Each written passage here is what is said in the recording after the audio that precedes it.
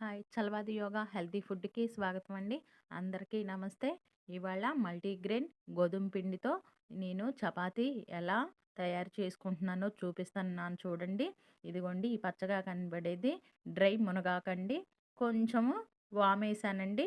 ఈ మల్టీగ్రెయిన్ గోధుమ పిండి నేను పట్టించేటప్పుడు ఆహ్, రాగులు లెవ్వండి. అందుకనే రాగులు తర్వాత పట్టించాను. అది ఇప్పుడు కలుపుతున్నానండి. చూడండి మునగాకుని అట్లా కొంచెము నలుపుకొని ఈ పిండిని ఇట్లా కలుపుకుంటున్నానండి. మొత్తం కలిపిన తర్వాత చూద్దామండి. ఈ కొంచెం వామేయటం వల్ల అరుగుదల బాగా అవుతదండి. మునగాకు గురించి మనకి తెలిసిందే కానండి. ఆహ్, ఈ ఈ చూడండి అట్లా కలిపి తర్వాత నీళ్లు పోసి కలుపుకొని ముద్ద చేద్దామండి. అదిగోండి ముందు మొత్తం అట్లా కలుపుతున్నానండి. ఉప్పు ఎక్కువ శాతం వాడనండి. ఇదిగోండి ఇట్లా ముద్ద చేశానండి. ఈ ముద్దని ఒక గంట, గంటన్నర నాననిద్దాం. చూడండి ఆ చపాతీలో నూనె వేయలేదండి. అదిగోండి అది 4 వెజిటబుల్ కర్రీ అండి. ఇది ఫుల్ వీడియో ఉంది మన వీడియోస్‌లో చూడండి. అదిగోండి రాత్రి ఫర్మెంటేషన్ చేసిన ముడి బియ్యం, పెరుగన్నమండి. ఈ నేనిలా తింటాను. మీరెలా తింటారో చెప్పండి.